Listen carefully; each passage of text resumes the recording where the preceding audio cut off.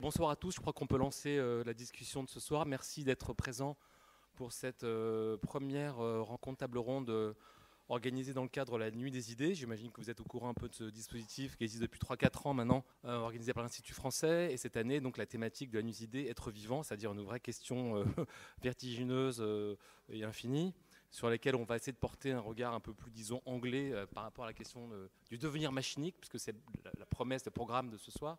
Juste peut-être quelques mots d'introduction pour peut-être contextualiser un tout petit peu la rencontre.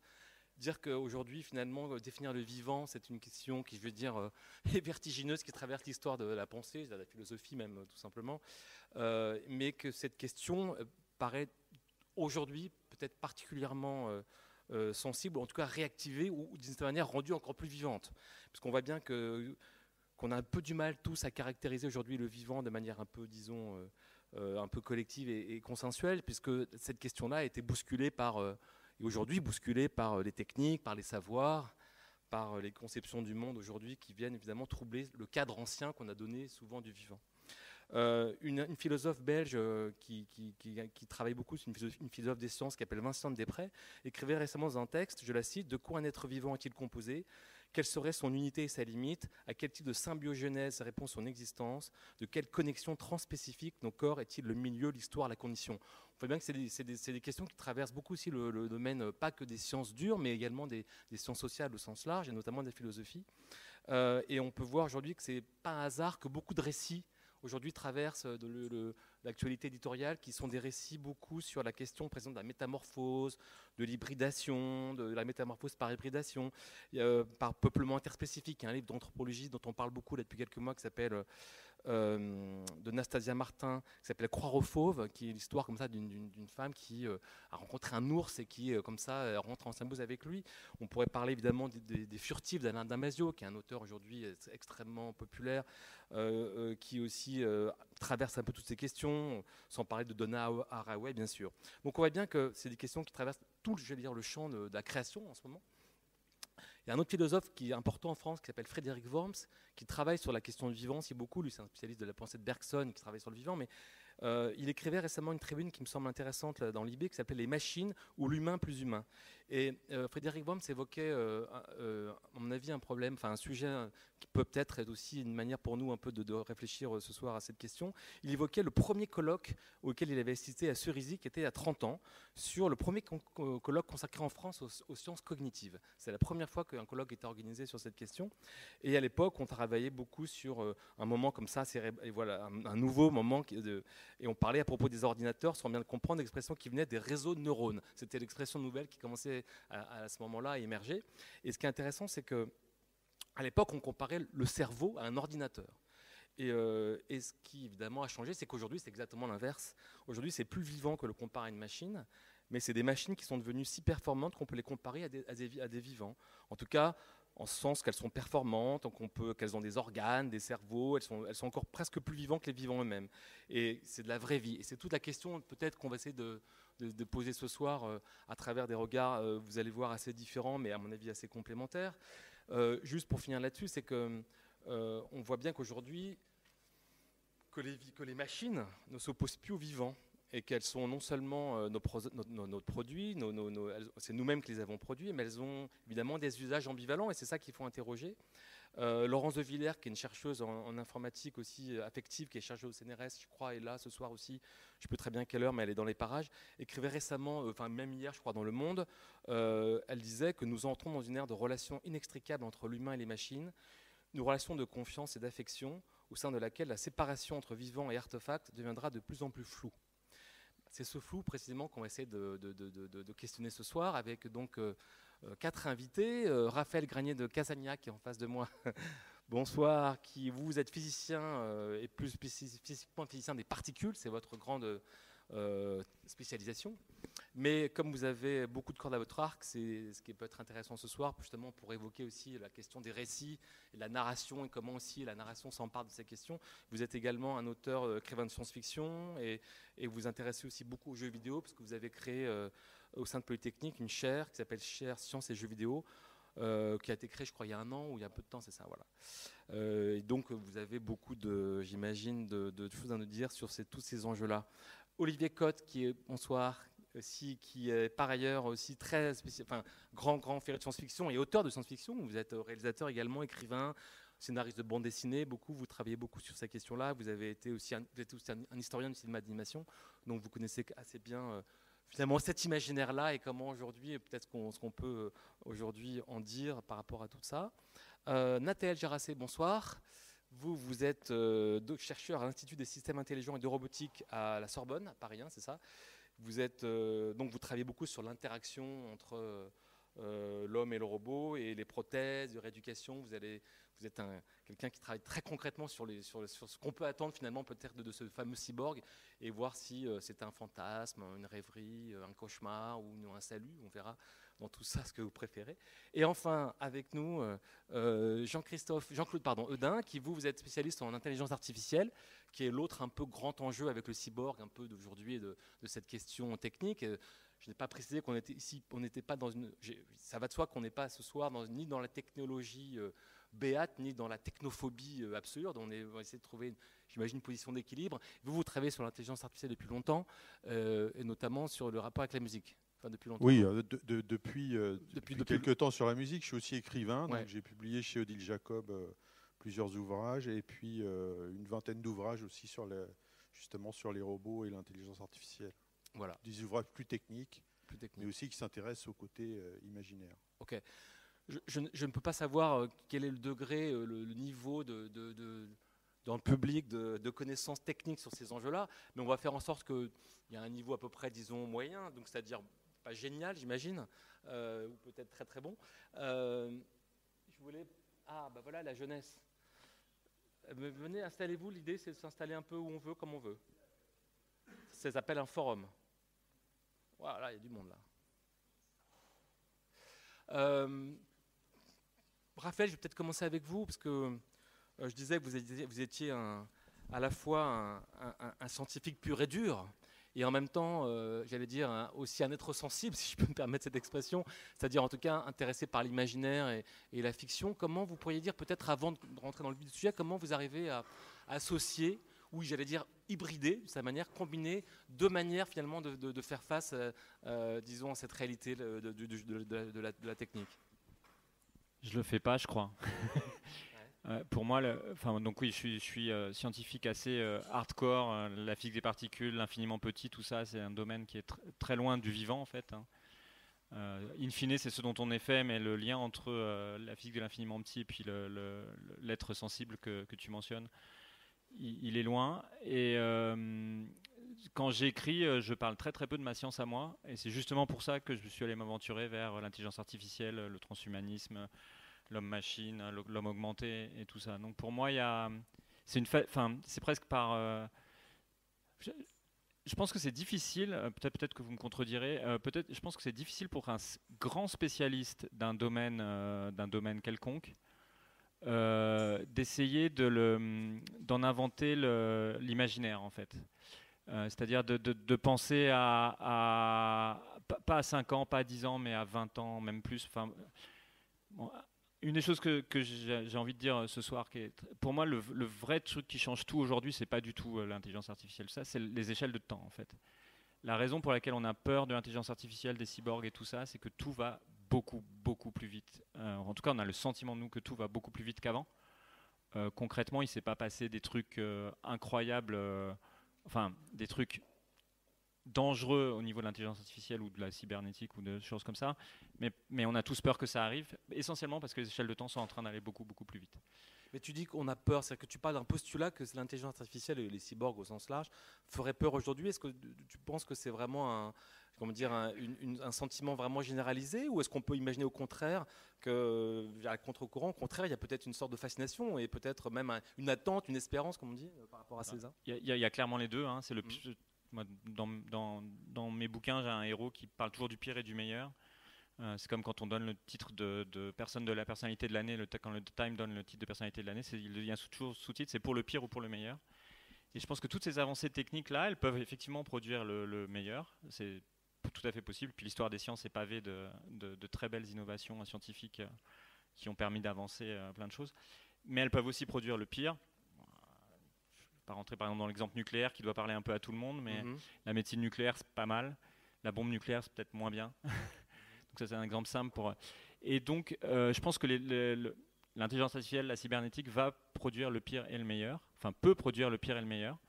Maintenant, la société dans laquelle on vit aujourd'hui, qui est, je pense, une société médiatique qui est assez centrée sur la peur, l'inquiétude. Il suffit de regarder un journal télévisé pour s'en persuader, fait que c'est plutôt le pire qui ressort le plus souvent. Mais je suis d'accord avec vous, ce serait bien justement qu'on s'investisse un peu du meilleur pour s'inventer un avenir un peu radieux, quoi. Mais dans ton travail d'auteur de science-fiction, est-ce que c'est la part justement un peu sombre, obscurantiste ou apocalyptique que tu préfères mettre en avant, ou au contraire l'idée que précisément la science-fiction permet d'imaginer un monde, j'allais dire, meilleur, pour le dire un peu plus vite? Ouais, le pire, clairement. Dans mes bouquins, ça se finit très mal en général. Enfin, en tout cas, c'est comme ça que j'ai commencé à écrire, c'est-à-dire en écrivant des récits d'anticipation, donc des récits qui démarrent demain et puis qui finissent après-demain presque. L'inclinaison naturelle et l'auteur de science-fiction, la plupart d'entre nous on fait ça, on a plutôt tendance à être dystopique, à envisager le pire. Je pense que la raison principale, c'est que c'est plus facile. Le public attend plus, enfin c'est plus facile d'avoir des recettes, des ressorts.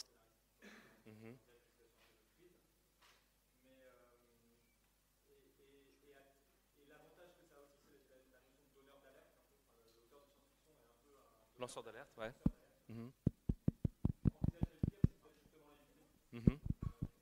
Conjurer ça, ouais. On sent. Il faut pas trop bouger, il faut le mettre comme ça. Sinon, c'est celui-là. Ouais, je bouge plus, c'est ça.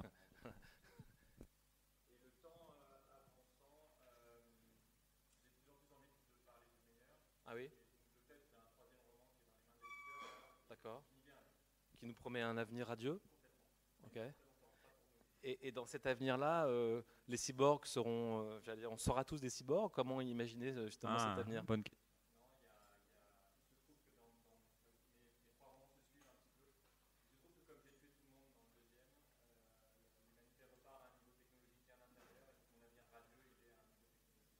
bien inférieur dessus.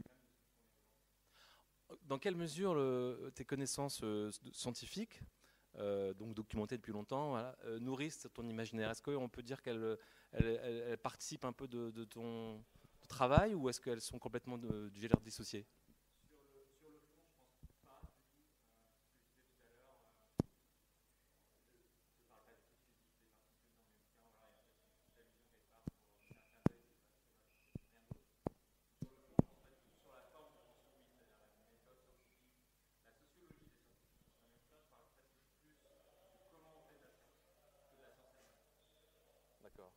Olivier Cotte, vous êtes aussi je reviendrai à rappel après, un auteur de science-fiction. Comment vous envisagez, enfin vous appréhendez justement précisément le travail d'un auteur de création sur cette question-là justement du cyborg? Est-ce que c'est pour vous un sujet, j'allais dire, potentiellement hyper riche et stimulant pour un auteur de fiction, ou est-ce que au contraire, je ne sais pas, c'est comment vous envisagez votre travail? Vous n'avez pas de micro là?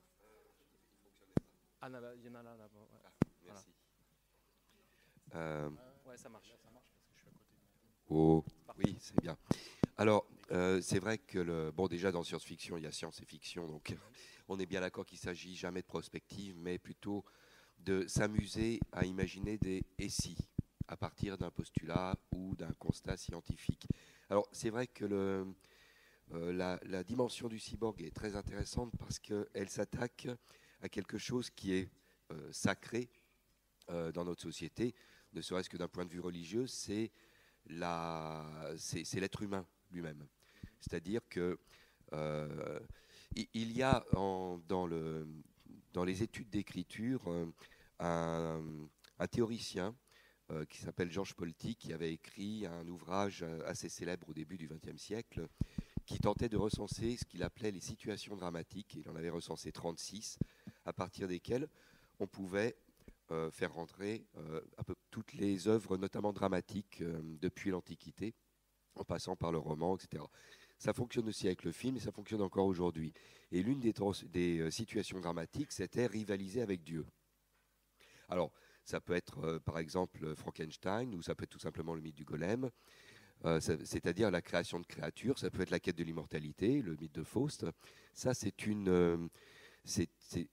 sont tous les moyens qui permettent de sortir de sa condition humaine, et notamment en bafouant des règles qui sont extrêmement anciennes.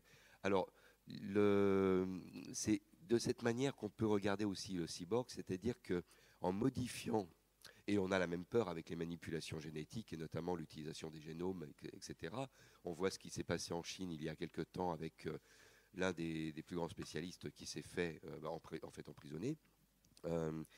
Dès que l'on touche en fait à une création que l'on y croit ou pas, mais en tout cas symboliquement est divine, les gens ont peur.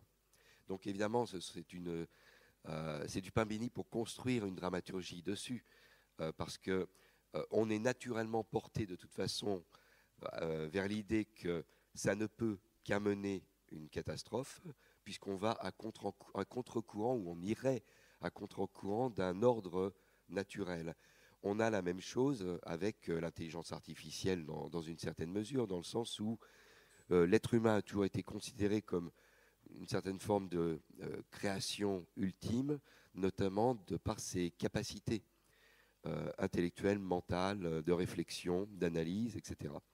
À partir du moment où on risque de se faire court-circuiter par des algorithmes, on a peur parce qu'on va perdre notre statut, mais pas seulement par rapport à des capacités de réflexion d'ordre scientifique, industriel ou même artistique, mais tout simplement parce que c'est le symbole de l'être humain qui disparaît.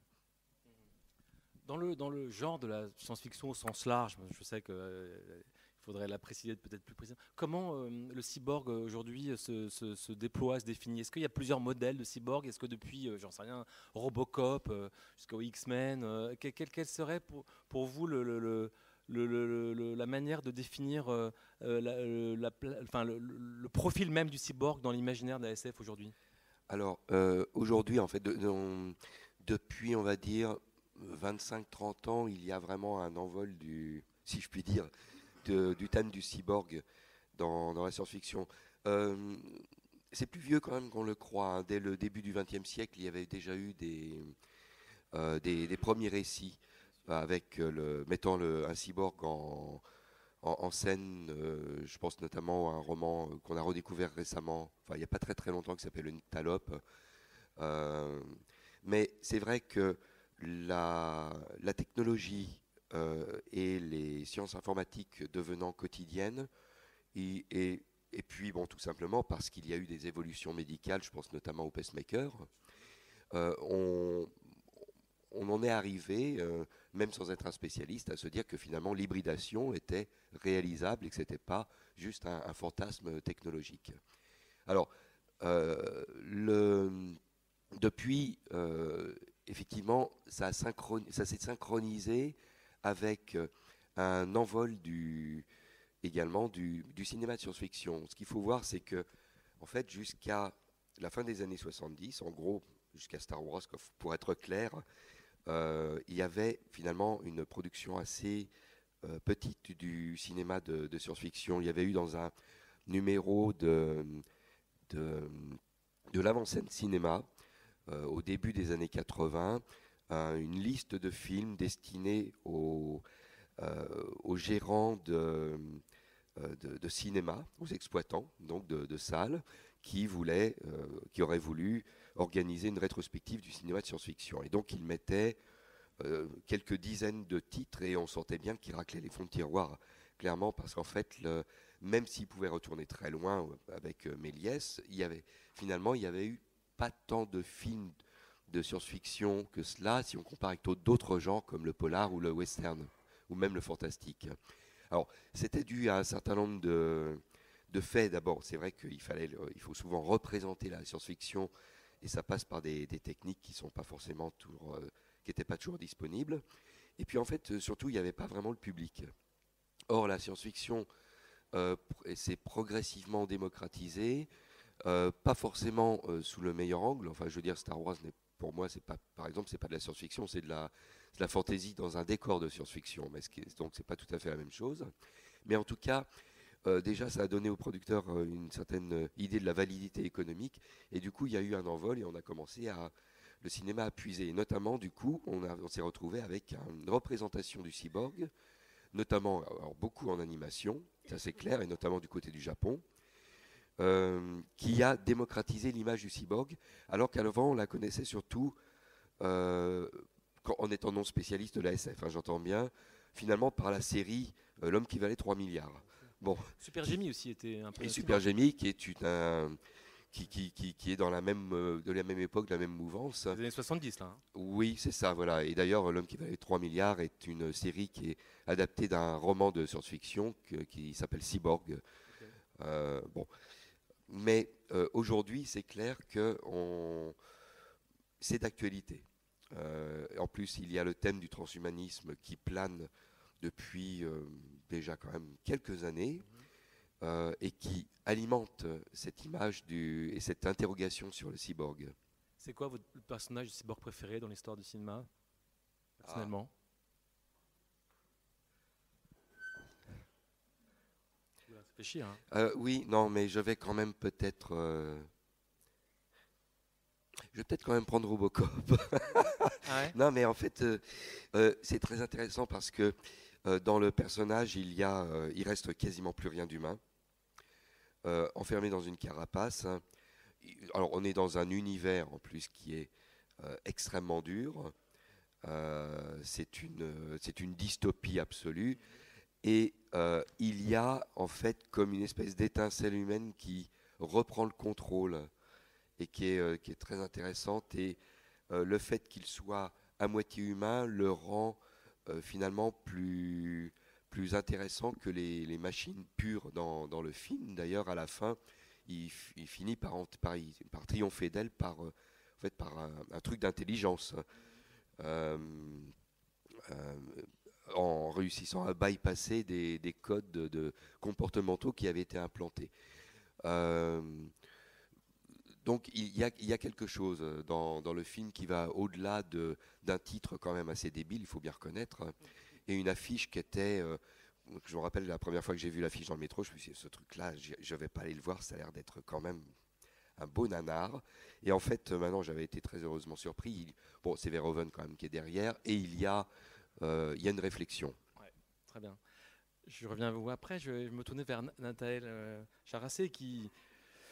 Lui est vraiment un scientifique qui travaille concrètement sur les applications et sur cette interaction comme ça. Alors justement, je voulais avoir ton point de vue sur comment, en tant que scientifique, tu appréhendes précisément la force de cet imaginaire, de ce fantasme qu'on construit autour du cyborg et sur ce que chacun en pense, en bien ou en mal. On voit bien qu'on est tous un peu nourris par une sorte soit de frayeur, soit de fascination un peu béate. Comment, en tant que scientifique, tu es obligé de prendre est-ce qu'on prend en compte, en considération, ce travail de l'imaginaire qui finalement encadre un peu le travail empirique? Oui, on commence. Alors déjà, je ne suis pas le seul scientifique, je pense qu'on est tous assez scientifiques là-dedans, mais ma recherche, effectivement, moi je travaille sur l'appareillage technique et robotique pour des personnes en situation de handicap, des prothèses, des exosquelettes qui sont toujours vus au premier abord sous l'angle en fait du mythe du cyborg. Alors d'ailleurs, autour de cyborg, il y aura un débat à avoir sur ce que c'est, ce que ça représente. Il y a la définition des années 60 de ces ingénieurs de la NASA qui est assez loin finalement de l'image qu'on y a collée. Et le cyborg, c'était une souris avec une pompe homéostatique intégrée dans la queue. Et l'idée, c'était plutôt de rendre le vivant compatible avec d'autres environnements. C'était en pleine période de conquête de l'espace. Et donc, c'était très, très ponctuel. Après, le concept est étendu à tout et n'importe quoi. C'est pas une critique, c'est une métaphore, une figure hyper intéressante pour parler d'hybridation, pour parler même de relation entre l'homme et la technique. Mais c'est vrai que quand on parle de cyborg, on a tout de suite l'image d'un corps qui mélange technologie, robotique, mécanique et d'une partie biologique, alors que ça peut être plus que ça. Alors c'est plus que ça, c'est quoi alors ?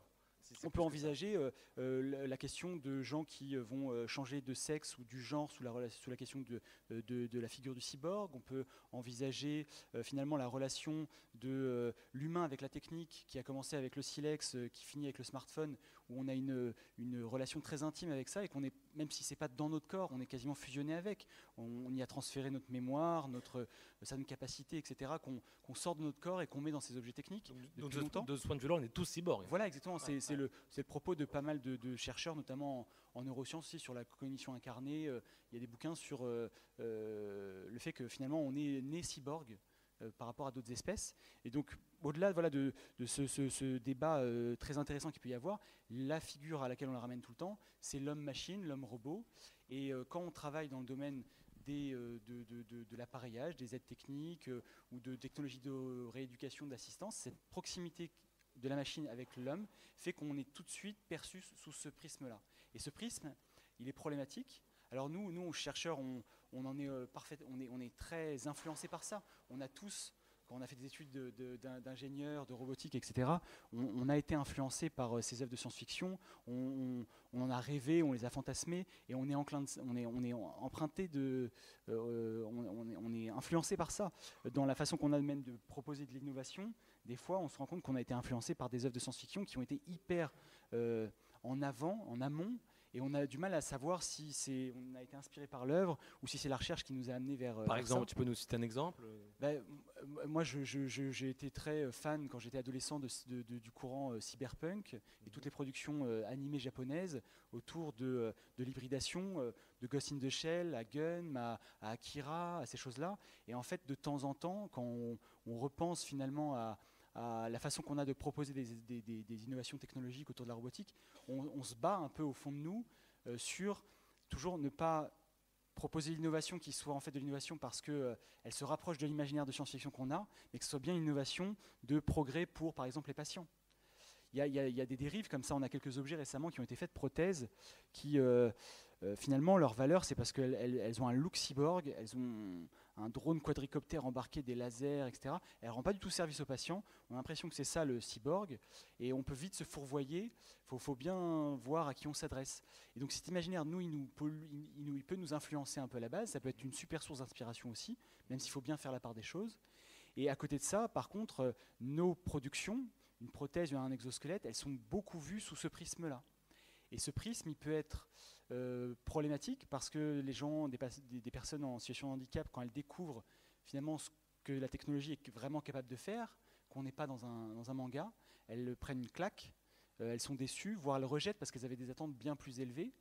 D'autres, ça peut générer des situations aussi complexes. Il y a des gens qui vont jouer, et c'est intéressant, c'est pas une critique seulement de ce phénomène, qui vont jouer de cet imaginaire du cyborg pour endosser les stigmates du cyborg, en collant, en modifiant leur prothèse, en respectant les canons esthétiques de l'imaginaire du cyborg et un look carbone, une main robot très visible, pour finalement se faire reconnaître par la société comme un cyborg plutôt qu'une personne en situation de handicap avec une prothèse couleur chair habituelle. Et donc il y a un effet positif finalement à des fois simplement l'esthétique et le canon esthétique du cyborg et le mythe finalement il va permettre de peut-être adoucir l'insertion dans la société de ces personnes en situation de handicap en détournant un peu la perception par les gens, mais à la fois on peut se dire que pour certaines personnes ils jouent du look cyborg tout en sachant qu'ils sont mal réparés, que ça leur coûte beaucoup et que surtout en fait quand on parle de cyborg on a une tendance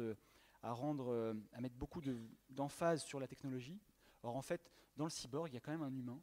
Et dans tout ce qu'on développe actuellement de prothèses, d'exosquelettes, etc., il y a une part d'humain qui est fondamentale, ça ne marche pas sans, et ça demande une implication, un apprentissage, un coût, des sacrifices, des douleurs, etc., qu'on occulte complètement parce qu'on veut le montrer un peu sous cet angle de la SF, de l'augmentation, et qui en fait, il n'y a que qui le voit, il n'y a que qui le paye, et c'est une charge quand même lourde à porter. Donc c'est très présent. Comment tu avais réagi il y a une dizaine d'années, comment s'appelle ce coureur sud-africain, Oscar Pistorius. C'était un moment dans l'imaginaire collectif, je pense, très, très important. C'était la première fois qu'un athlète arrivait avec sa prothèse. Comment ça a été fascinant parce que ça a interrogé beaucoup de choses autour de la distinction. C'était une des premières fois où on avait un cas concret de réflexion sur handisport valide, parce qu'il a quand même provoqué des débats sur est-ce qu'on peut le laisser courir contre des valides ou pas, est-ce qu'il est augmenté par ses prothèses. Ça a suscité un débat dans la communauté recherche et SHS hyper intéressant, parce qu'il y a eu notamment le retour, une réflexion sur c'est quoi être augmenté. parce qu'en fait, on peut tous être augmentés ponctuellement avec un outil. Quand on a un marteau pour enfoncer des clous, on est augmenté par rapport à celui qui sait avec sa tête ou avec sa main. A priori, quand on court, on dit que bon, là après, on est général. Voilà, sauf que par exemple, Oscar Pistorius, il court très vite avec ses lames de carbone, Bah oui. mais s'il s'arrête, il tombe. Parce qu'elle ne garantit pas un équilibre statique. Donc on a un outil ponctuellement qu'on peut utiliser pour augmenter localement nos performances, mais sur la performance globale, équilibrée, la polyvalence du corps, le fait de pouvoir avec ça faire tout ce qu'on fait avec notre corps, peut-être de façon imparfaite, ça ne vaut pas grand-chose. Donc ça a suscité plein de choses comme ça.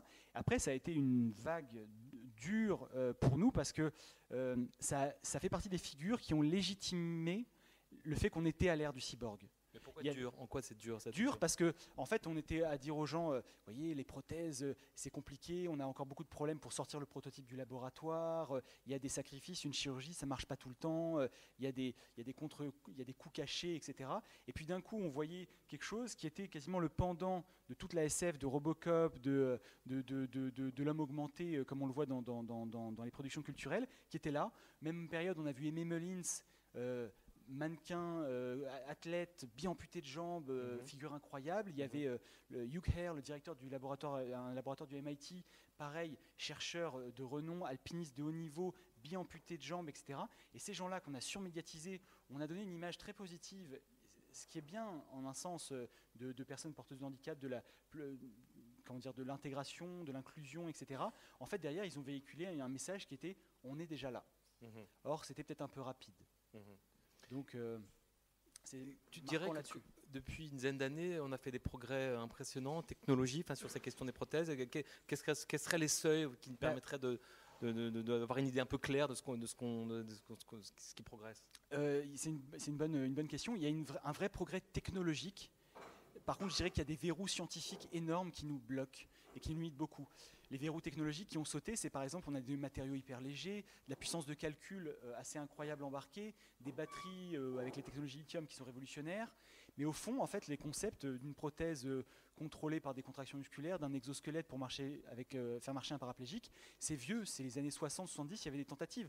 Là, maintenant, on en a fait des produits, ça sort un peu du laboratoire, mais derrière, en fait, on bloque sur des aspects scientifiques, par exemple, comment marche le contrôle moteur humain ? Comment, ne serait-ce que notre bras à nous, avec notre cerveau, comment il le pilote ? Pourquoi il choisit de faire comme ça plutôt que comme ça ? Quelles sont les contraintes, quel calcul il fait ? Comment il s'adapte à une perturbation ? Et en fait, tant qu'on n'aura pas maîtrisé ça, on aura du mal à coupler une machine qui doit remplacer ça. Et donc actuellement, un système autonome, robotique réactif qui regarde ce qu'on fait et agit, ça marche. Un système dont vous avez le contrôle, une prothèse de membre, un exosquelette qui doit vous assister quand il faut, mais vous laisser faire quand peut-être vous voulez vraiment reprendre le contrôle, qui doit vous supporter sans vous forcer à faire quelque chose, ça demande de comprendre l'interaction physique avec une machine, ça demande de comprendre comment notre corps est piloté, comment on intègre les sensations, le contrôle, ce qu'on appelle sensorimoteur, comment on agit parce qu'on perçoit et on perçoit parce qu'on agit. Et ça, en fait, on progresse à pas de nain et ça nous limite beaucoup. Et donc là, il y a une vague actuellement, on va de plus en plus vers l'implantation, l'invasif, beaucoup de chirurgie, beaucoup d'électrodes implantées pour décoder, pour stimuler, etc. C'est peut-être une façon qu'on a de se donner l'impression qu'on avance, mais au fond, mesurer une contraction musculaire de l'extérieur ou implanter avec des électrodes précisément dans les nerfs, on n'a toujours pas trop idée de comment c'est encodé derrière, précisément. Et puis le problème est tellement complexe qu'on n'a pas les outils forcément pour bien l'aborder, et donc on est limité à ça. Un exemple qui n'est pas forcément du cyborg, mais la stimulation profonde, cérébrale profonde, qui est utilisée pour arrêter le tremblement parkinsonien. Ouais. C'est une découverte française, Louis Benhabib, des années 80-90, qui est couramment utilisée maintenant. On vous met des électrodes au fond du cerveau, dans certaines zones qu'on a identifiées, et quand on envoie des faibles courants électriques, les tremblements s'arrêtent. Ça commence à être utilisé pour du traitement de la dépression, des TOC, des choses incroyables. C'est une découverte quasi fortuite. On n'a toujours pas une vraie compréhension des mécanismes, c'est extrêmement compliqué, des boucles qui sont en jeu là-dedans, mais pourtant on l'utilise couramment. Mais le problème, c'est que les gens commencent à s'habituer au signal, et il y a un moment où ça ne fait plus trop effet, mais n'ayant pas de compréhension de comment ça fonctionne, on a beaucoup de mal à l'adapter à d'autres fonctions. C'est assez représentatif de beaucoup d'innovations qu'on a. Ça marche, mais passer à l'étape d'après, et faire une vraie hybridation, une vraie fusion en machine, il faudrait déjà qu'on comprenne comment elle fonctionne, la machine du corps et de l'esprit humain, pour arriver à quelque chose.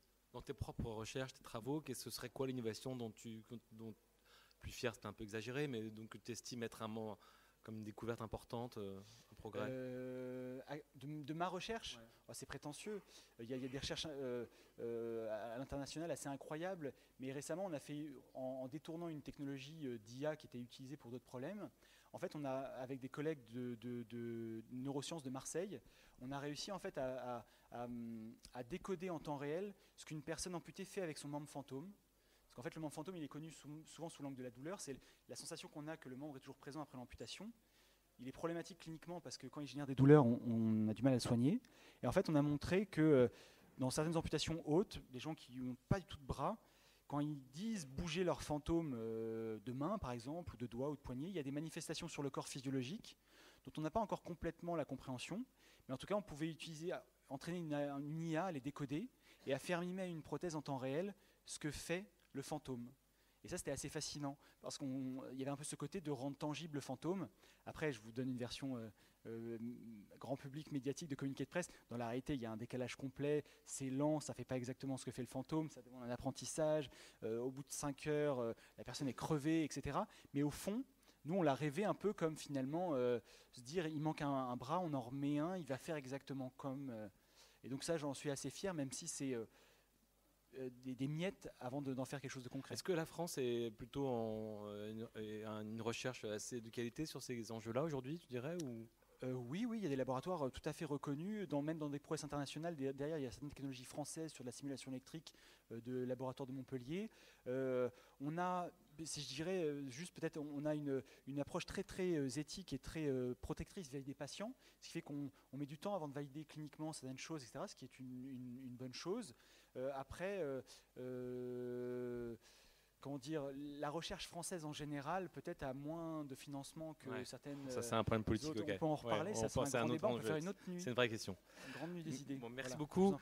Tu parlais d'intelligence artificielle, ça me permet de me tourner vers mon voisin de droite avec Jean-Claude Audin qui travaille justement sur cette question. Alors, l'intelligence artificielle, c'est pas complètement la question du cyborg, mais on voit bien qu'il y a quand même un écosystème, en tout cas il y a des affinités électives entre guillemets entre ces deux enjeux-là, et c'est peut-être après le cyborg, c'est peut-être aujourd'hui le vrai enjeu qui aujourd'hui pose beaucoup de problèmes, et en tout cas fait l'objet d'un débat public, bon, peut-être un peu confus, mais en tout cas, on sent bien que ça obsède beaucoup de gens, et notamment souvent de manière négative, parce que beaucoup de gens aujourd'hui ont peur de l'intelligence artificielle.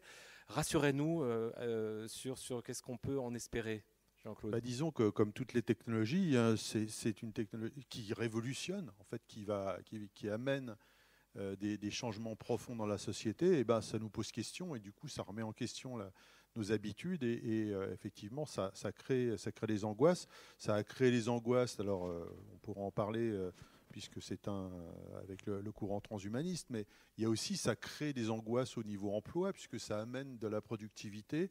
Et donc, du coup, on se pose des questions dans un environnement déjà où on a quelques soucis avec avec l'emploi. Est-ce qu'effectivement, il y a des rapports qui disent, il y en avait déjà, le rapport de Davos disait en 2020, on va perdre 5 millions d'emplois. Alors, il faut bien se rendre compte que ce n'est pas le cas, mais cette angoisse perdure.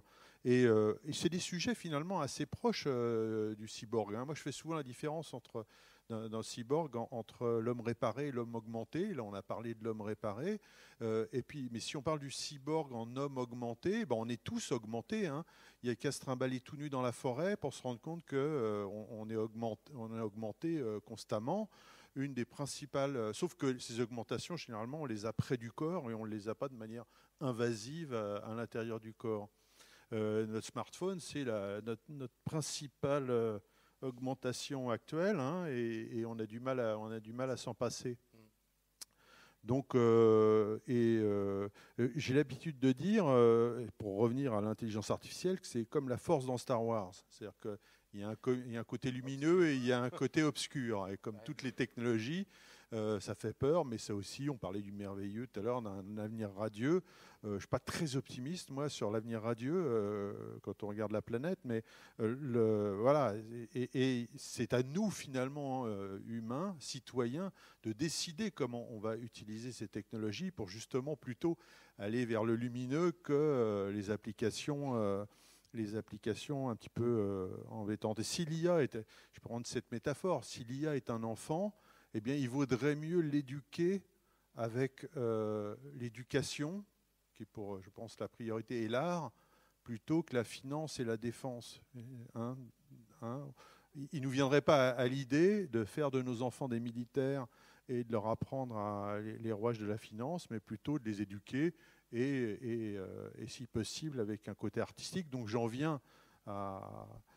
Donc, moi j'ai franchi ce pas il y a quelques temps, j'ai dit je ne travaille plus pour la défense, je ne travaille plus pour la finance, c'est terminé, et je me consacre depuis 2 ans à la musique et d'utiliser l'intelligence artificielle dans ce domaine-là. Alors et ça, en fait c'est un champ qui se développe beaucoup, ça, ou vous êtes assez minoritaire, isolé? A priori on se dit que la musique n'a pas besoin de vous. Non, mais c'est un sujet extrêmement intéressant parce que, je vais le dire autrement, la musique, c'est de l'émotion à l'état pur. Ça joue vraiment avec nos émotions. Et justement, une machine, et l'intelligence artificielle, je vais la ranger dans cette catégorie, eh bien, ça ne ressent pas d'émotions, ça ne peut pas ressentir des émotions. On peut simuler des émotions, on peut analyser des données, on peut animer la tête d'un robot pour nous faire croire qu'il y a des émotions, mais en fait, ça ne ressent pas des émotions. Et donc, s'attaquer à la musique, qui est un des domaines importants des émotions, avec l'intelligence artificielle, c'est un vrai challenge. C'est un vrai challenge. Et il y a beaucoup de travaux depuis les progrès récents, en particulier dans le domaine des réseaux de neurones profonds, le deep learning, mais on s'aperçoit qu'il manque encore. Alors, vous avez probablement entendu, j'avais amené des extraits, mais c'est pas si grave, vous avez probablement entendu ce genre de choses-là. Eh bien, on entraîne un réseau de neurones profonds, par exemple, avec toutes les partitions de Chopin, et puis si on lui donne quelques notes, eh bien, le réseau de neurones va pouvoir continuer ces quelques notes à la manière de Chopin. Alors, qu'est-ce qu'on s'aperçoit? Et ça, il y a des travaux, ça a fait des progrès récents assez bluffants. Mais c'est bluffant pendant quelques secondes. Et puis, au bout d'une quinzaine, voire d'une trentaine de secondes, ça devient très ennuyeux.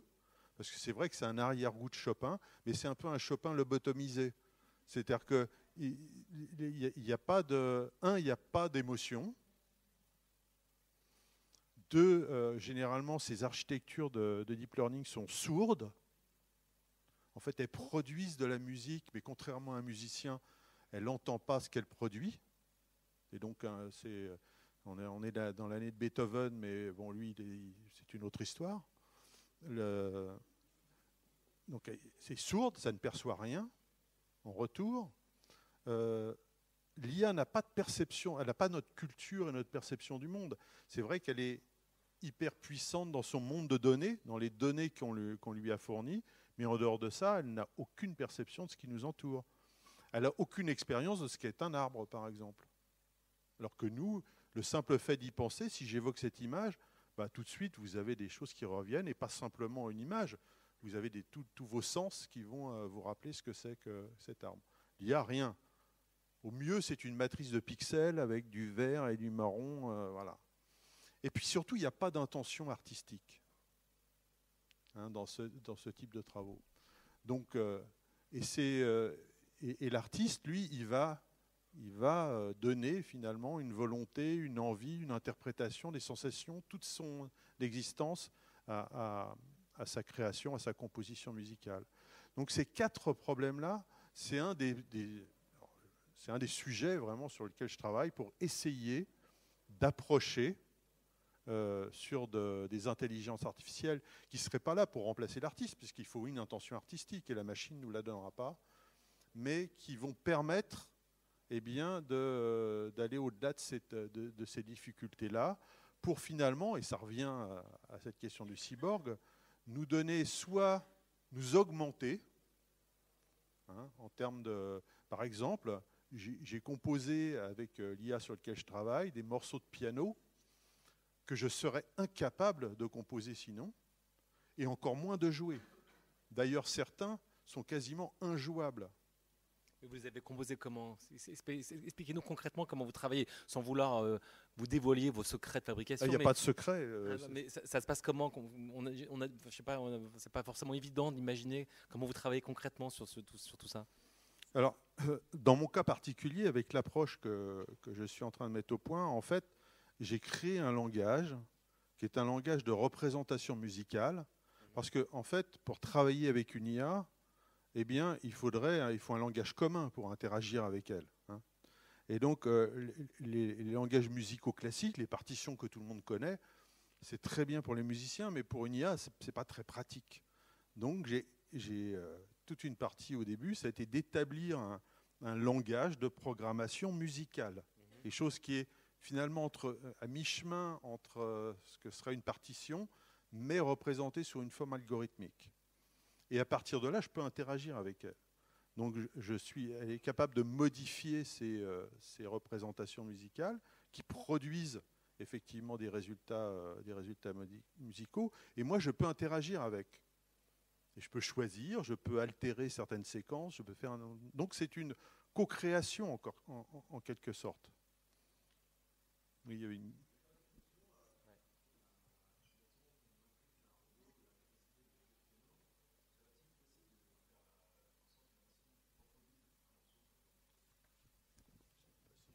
Entendu. Il faut mieux le micro parce que sinon on n'entend pas bien le...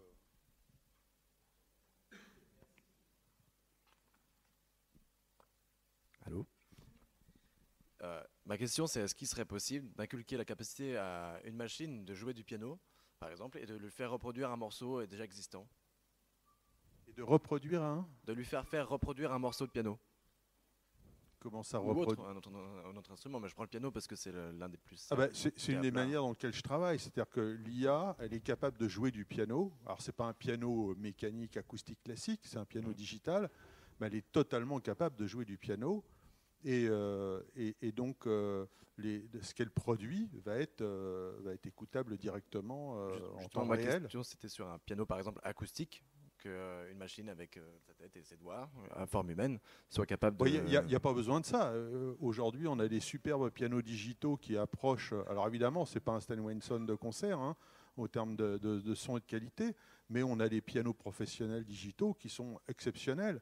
Et donc, il suffit de connecter de façon informatique l'intelligence artificielle à ce type de piano et elle jouera du piano de façon où on pourra l'entendre. Donc, lorsque je compose au niveau du piano, avec ça, eh bien, j'établis effectivement une espèce de partition algorithmique et elle la joue. Et ensuite, j'interagis avec cette IA pour obtenir finalement, c'est moi qui apporte je dirais la dimension, ce que j'ai appelé l'intention artistique, parce que la machine, elle, n'a pas accès à ce genre de choses. Merci. S'il y a d'autres questions dans la salle, n'hésitez pas. L'idée, c'est que ça soit le plus ouvert possible. Si vous avez des questions, des interpellations. Ouais, Raphaël, ouais. L'autre micro, prends-le parce que je crois que c'est plus simple. Ouais, c'est bon là. Ouais, moi, je voudrais rebondir sur ce que tu dis. C'est la notion d'assistant en fait qui est à mon avis en train d'émerger très fortement. Donc, si je comprends bien, pour composer, tu as un assistant qui est une IA. Une espèce d'assistant qui est une IA, et ça, je pense que ça va dans plein de domaines, ça va se avancer beaucoup. Et puis tu parlais du téléphone portable. En fait, on a déjà tous des assistants qui nous assistent pour des tâches précises. Et depuis longtemps, faire une multiplication, ça fait très longtemps qu'on utilise des petites machines pour faire des multiplications à notre place parce que ça va plus vite, tout ça. Et donc, il y a de plus en plus d'activités humaines comme ça pour lesquelles la machine peut nous assister avant de nous remplacer mais d'abord nous assister. Et si jamais on intègre ces machines à l'intérieur de notre corps, alors là on aura nos assistants un peu, on sera des cyborgs assistés par des petites intelligences ici ou là. Ça c'est un thème en SF qu'on trouve énormément.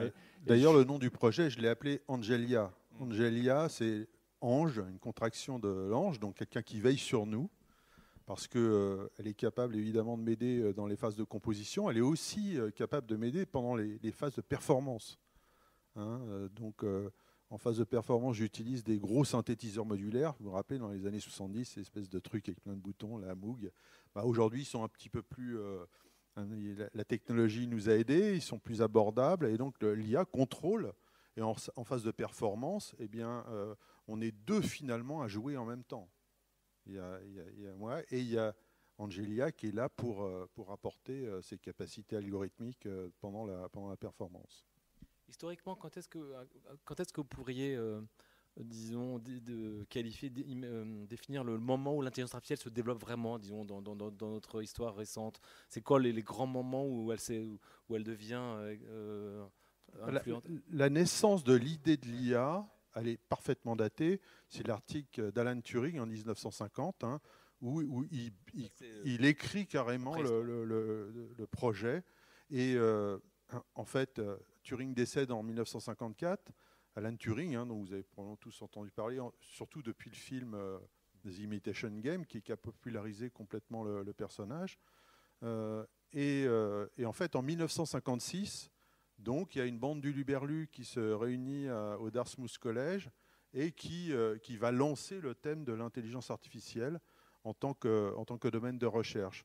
Mais ce qu'il faut se rappeler, c'est qu'à cette époque-là, déjà, ça fait polémique.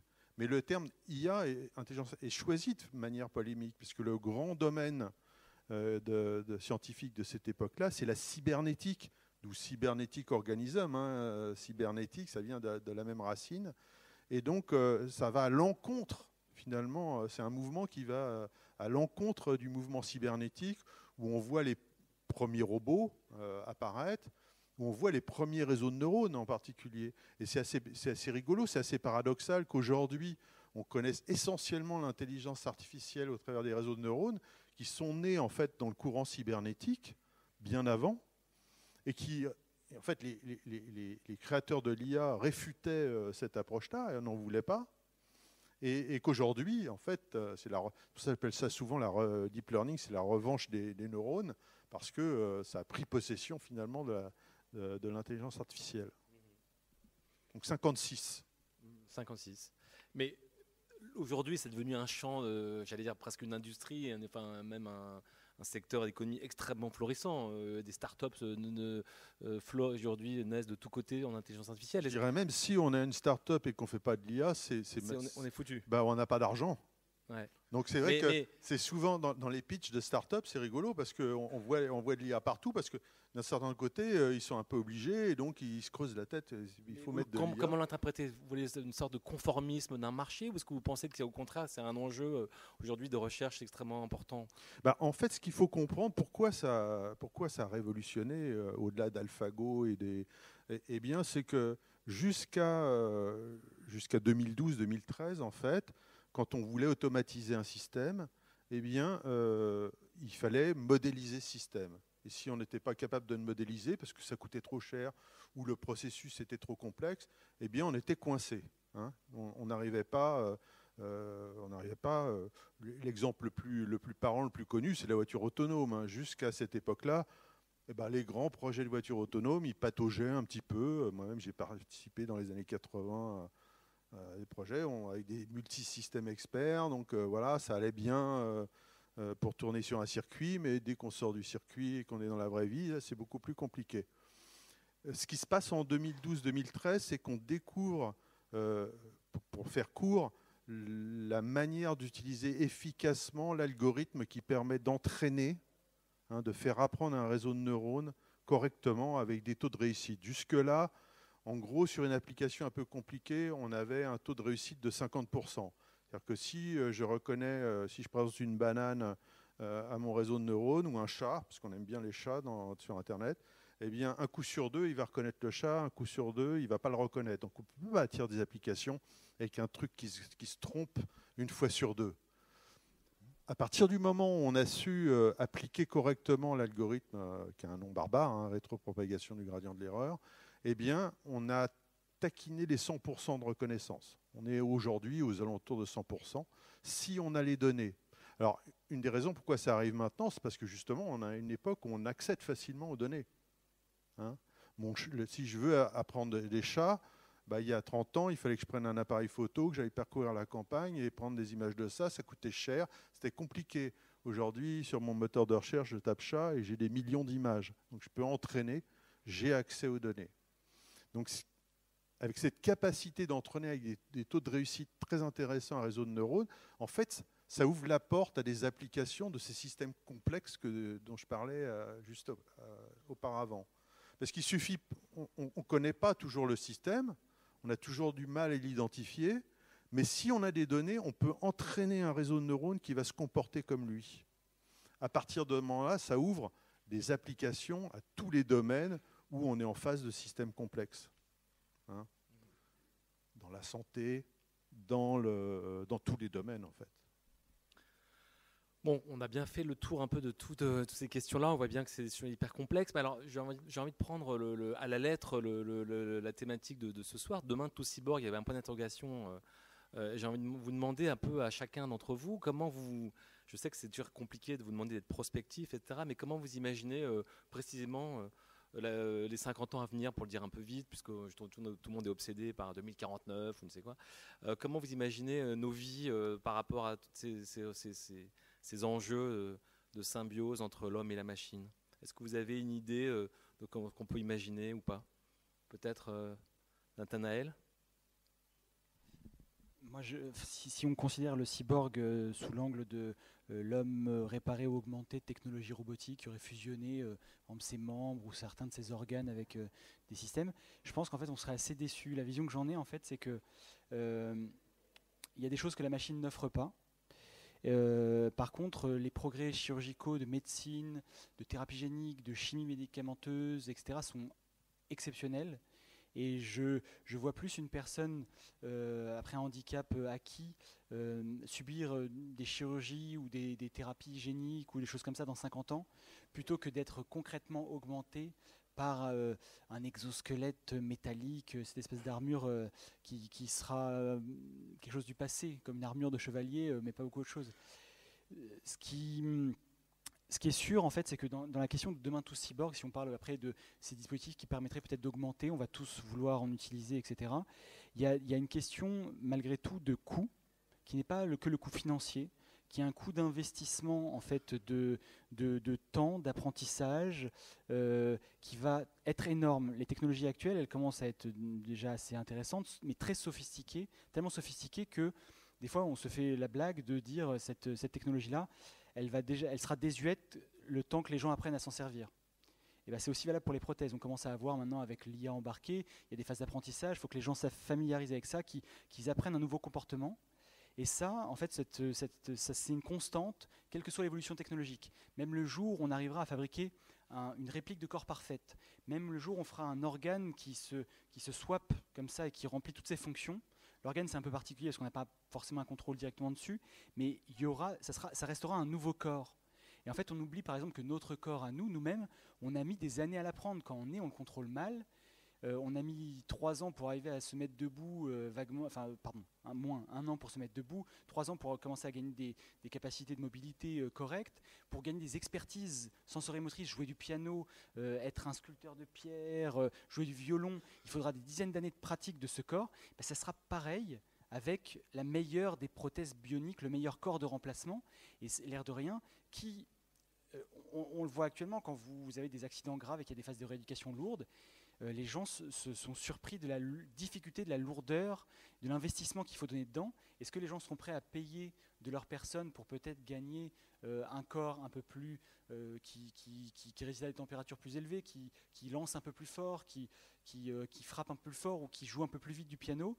Il y aura une balance comme ça qui peut-être sera une sorte de discrimination à l'entrée.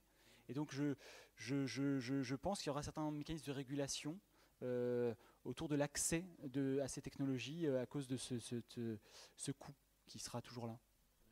Raphaël, alors là en tant que scientifique, pas en tant qu'auteur de science-fiction. Non, plutôt comme auteur de science-fiction si ça t'embête. Mais je suis les deux, donc non, mais je suis complètement d'accord avec toi en fait.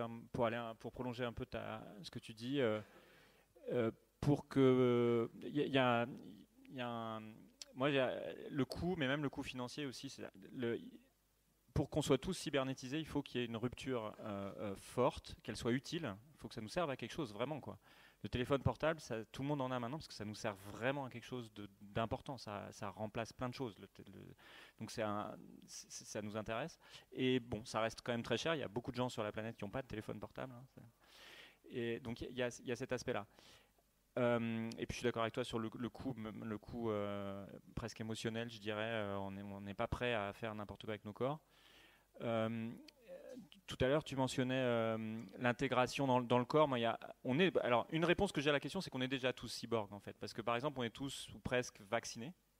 Et donc, le vaccin, c'est quelque chose qu'on n'a pas dans notre corps au début de notre existence. Et on nous l'intègre. Alors, on pense souvent cybernétique avec mécanique, mais c'est une espèce de cybernétique biologique. Donc, on s'est déjà augmenté. Donc, si on trouve des innovations qui sont comme le vaccin, c'est-à-dire un truc qui est super utile, donc on voudra généraliser sur toute la population pour régler un problème concret. Voilà. Donc s'il y a des évolutions comme ça, je pense qu'effectivement on ira vers la cybernétique, mais moi j'ai du mal à en concevoir. J'ai du mal à concevoir un truc qui soit pas cher, qui soit vraiment utile, dont l'utilité soit démontrée pour tout le monde, que tout le monde ait envie de l'avoir, que tout le monde le fasse, j'y crois pas. Et donc le pendant de ça, c'est que peut-être qu'il y aura des castes cybernétiques, c'est-à-dire que peut-être qu'il y aura des gens très riches ça existe déjà, je pense d'ailleurs dans une certaine mesure, hein, pour autre chose peut-être. Oui, et ça, je suis complètement d'accord. Et ça, moi, j'envisage ça assez bien, c'est-à-dire qu'il y ait des gens qui utilisent les évolutions cybernétiques pour s'augmenter. Et on peut faire des parallèles avec le capital, enfin évidemment, il y a plein de gens aujourd'hui qui s'éloignent du commun des mortels, on va dire, sur plein de notions. Et ça, moi, j'imagine bien qu'il y ait, et même des cliniques des cliniques avec des médecins spécialisés qu'on paye très très cher pour faire des petits trucs qui sont en fait assez accessoires, mais qui sont un signe extérieur d'une certaine richesse. Donc moi, je ne serais pas étonné, vraiment pour prolonger ce que tu dis et essayer d'imaginer une situation de science-fiction un peu, que ça crée des castes, quoi, mais qui seront minoritaires. Alors, est-ce qu'elles seront dominantes ou pas, c'est la vraie question. C'est-à-dire, est-ce que cette cybernétisation leur permettra de dominer le reste de l'espèce, comme d'autres facteurs aujourd'hui permettent à certains de dominer le reste de l'espèce, je pense. Ça, je ne sais pas. Il faut, et puis c'est un jeu intéressant pour l'auteur de science-fiction d'imaginer des situations dans lesquelles, justement, ça donne. Mais j'ai du mal à l'imaginer que ça puisse... Olivier ? Alors, c'est vrai que de toute façon, même aujourd'hui... sur la planète, tout le monde n'a même pas accès à l'eau potable. Donc, on ne va même pas parler des nouvelles technologies. Par contre, il y a peut-être une piste qui serait intéressante en termes de cyber pour tous. C'est si il était possible de le produire de façon économique, ce qui est probable à mon avis, si on prend les 50 prochaines années, c'est la nanotechnologie. C'est-à-dire notamment les systèmes de réparation internes en injectant en fait des micro-robots de la taille d'un cheveu. Ça, il est possible qu'on arrive au degré de miniaturisation et à une possibilité économique de le produire en masse. Alors, ça pourrait peut-être pas être pour tout le monde, dans le sens où même le vaccin n'est pas encore aujourd'hui plus d'un siècle après sa création, accessible à chacun sur la planète, mais ça pourrait être quand même quelque chose d'assez répandu. Jean-Claude ? Oui, je pense que deux points. La vraie rupture qui pourrait se passer, c'est effectivement notre capacité, dans un certain temps, à maîtriser le niveau moléculaire. À partir du moment où on sait faire des machines au niveau moléculaire, où on sait du coup faire des cyborgs moléculaires, à la fois tirer parti de notre connaissance du vivant et d'être capacité de le modifier ou de l'augmenter à un niveau moléculaire, là, on est dans un monde qui peut basculer dans quelque chose qui est encore inconnu, hein, parce que les potentialités sont vertigineuses. Hein, en termes de santé, en termes de... Donc, maîtrise des machines au niveau moléculaire. Peut-être de façon plus urgente, peut-être que augmenter notre intelligence au niveau collectif, ça serait pas mal. Parce qu'en général, on est plutôt assez intelligent, on croit l'être individuellement, Mais il faut bien se rendre compte que notre monde est d'une stupidité collective totale. Donc si j'avais un souhait, un rêve pour les années qui viennent, c'est que ces technologies nous aident à être un peu moins stupides collectivement.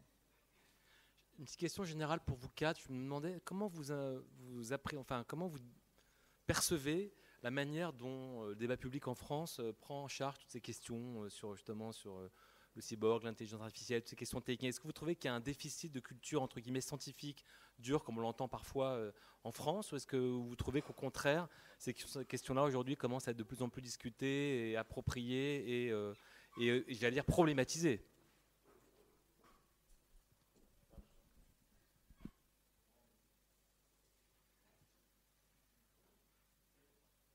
Il faut rendre à César ce qui est à César. Hein. C'est la première fois qu'un gouvernement, en particulier avec l'initiative de Cédric Villani, a intégré, je prêche pour ma discipline, hein, une réflexion importante au niveau de l'intelligence artificielle, à un niveau national et gouvernemental. Vous avez remarqué qu'il n'est plus trop en odeur de sainteté oui, non, c'est bon. Les choses changent. Mais c'est vrai que si on compare à ce qui s'est passé, il y a eu un intérêt, je ne sais pas si on peut parler de prise de conscience, mais en fait que c'était des sujets relativement importants. Raphaël ? Loin d'un sens où vous pensez qu'il y a un déficit de culture scientifique au sens large dans le monde même, ouais. Mais en France en particulier ou pas ? Ouais.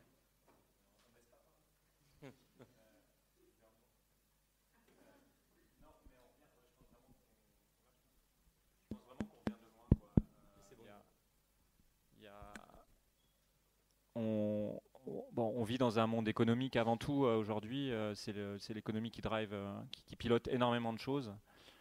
Pas tout, heureusement, mais énormément de choses. La part qui est faite à la science, à l'art, aux disciplines un peu de l'esprit, je trouve, elle est depuis je sais pas quand, depuis peut-être même la révolution industrielle, je sais pas.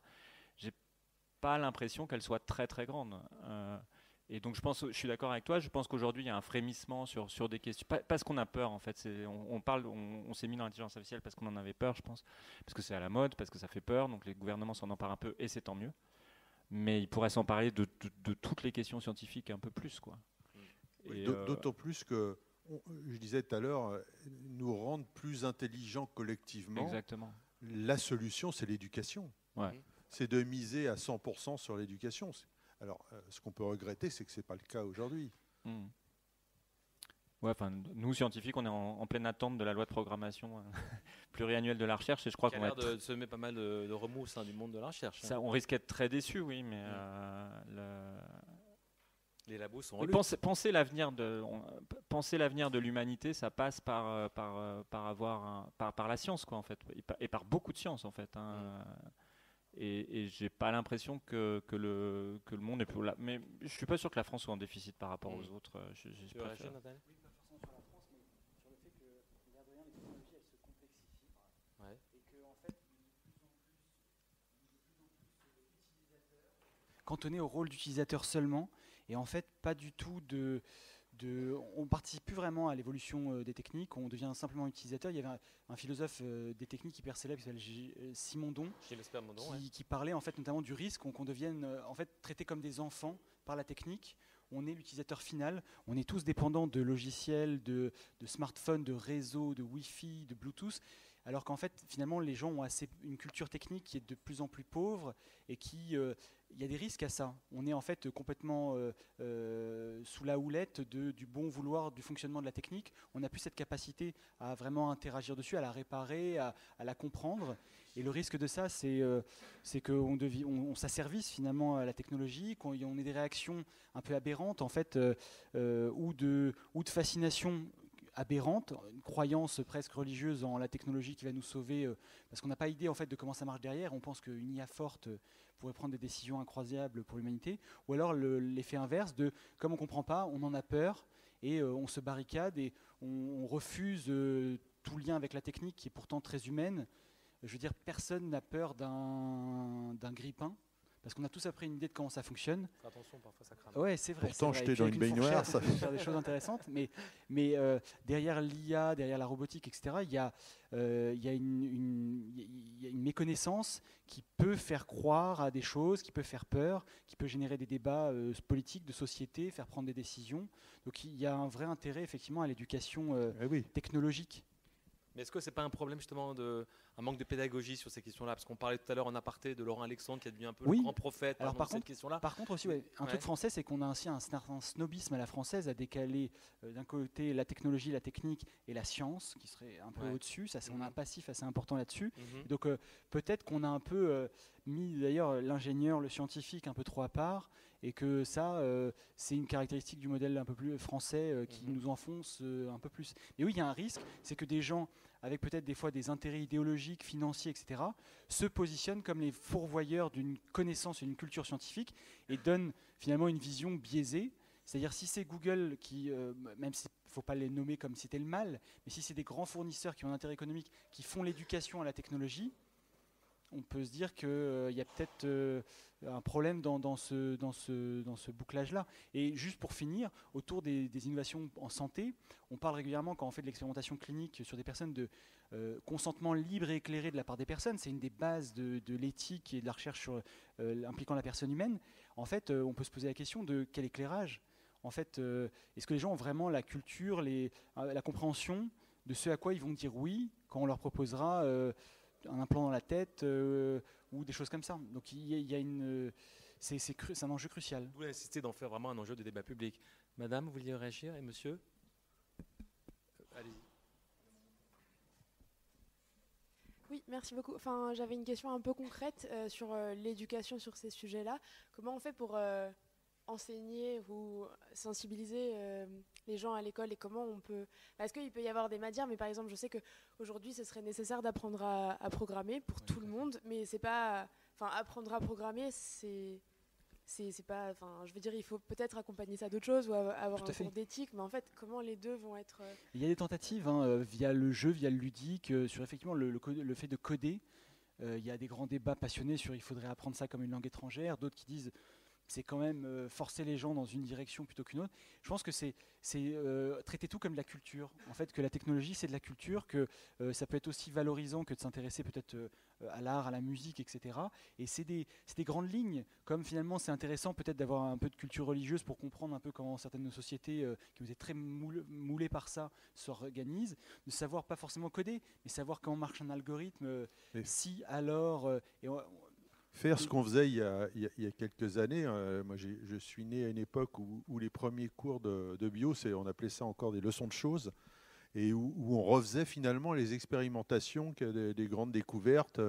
On écossait des petits pois et on commençait à faire des statistiques. Malheureusement, maintenant, on n'a plus le droit. On découpait une grenouille pour faire des expériences électriques avec, etc.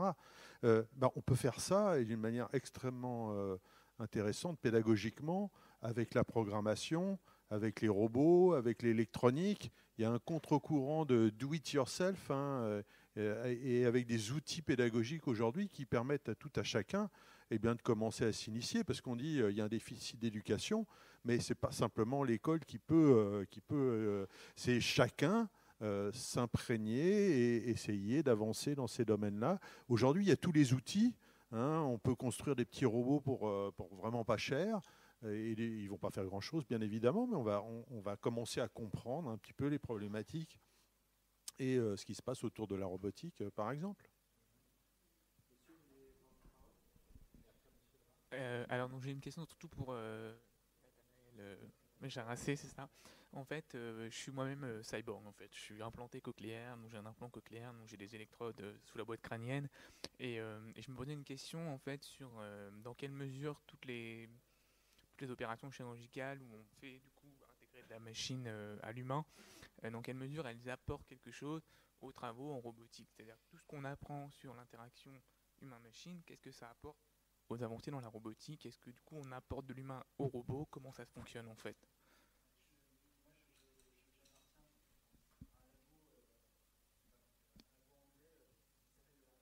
Robotics. Et le slogan en fait du chercheur qui a monté ça, qui s'appelle Étienne Burdet, c'est From Humans to robots, back to humans. En fait, de comprendre même comment, ne serait-ce que les humains interagissent entre eux, on peut faire des robots qui vont interagir mieux avec vous. Un truc qui est à la mode, c'est la cobotique, c'est collaborative robotique, c'est-à-dire un système qui, par exemple, vous aide à déplacer des charges. C'est pas un robot humanoïde, ça peut être juste un treuil intelligent, mais ne serait-ce que comprendre comment, quand on est deux humains, quand on déplace une table à deux, qu'on se dit rien, et qu'en fait, comment on se parle un peu de façon kinesthétique en s'envoyant des petits coups de force pour dire par là plutôt que par là, etc. C'est fondamental. Et en fait, de comprendre ça, il y a plein de recherches qui se font sur human-human interaction, qu'on essaie de transférer ensuite au comportement du robot, pour retrouver en fait ce niveau de performance optimale. Donc il y a un intérêt, je veux dire, sur les implants, on apprend énormément de la biologie, et de la compatibilité, de l'absence de rejet, etc. C'est une des plus belles réalisations d'implants, l'implant cochléaire. Il y a à apprendre de tous les domaines, et beaucoup du vivant.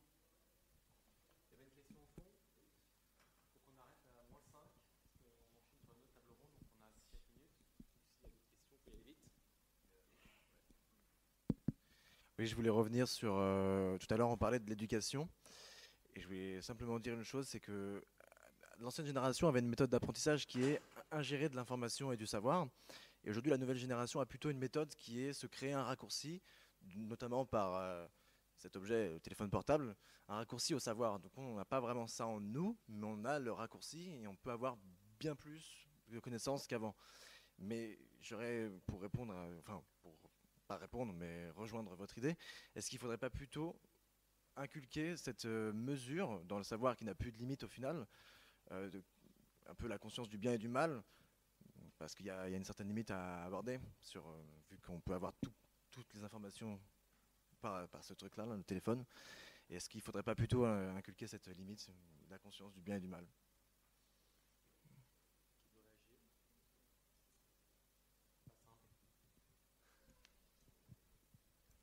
Non, je vois ce que vous voulez dire. C'est pas forcément le bien et le mal, mais bon, moi j'ai un gamin qui est tout petit, qui grandit avec ses outils dans les mains. Je pense qu'on est... Vous, peut-être, vous avez commencé tout juste. Non, même pas, non. Donc ça change tout. C'est pas le bien et le mal, c'est une espèce d'ensemble de valeurs dans lequel je mettrais l'éthique en particulier, moi, je pense qu'on pourrait évoluer vers un système d'éducation pour aller un peu dans votre sens, dans lequel, à l'école, on apprendrait essentiellement des structures, des valeurs et des choses comme ça, et très peu de contenu.